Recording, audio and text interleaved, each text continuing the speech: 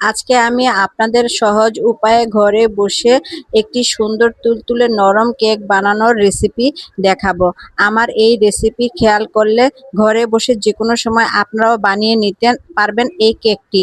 প্রথমে একটি বোলে 3টি ডিম ভেঙে নিব। তারপর ডিমটি ভালো মতো ফেটিয়ে দিয়ে দিব একটু গুঁড়া চিনি। আমি এখানে চিনিটা 2-3 বারে মিক্স করেছি। তারপর দিয়ে দিব তেল। যেই কাপে আমরা ময়দা মেপেছি ঠিক ওই পরিমাণে তেল ও চিনি দিব।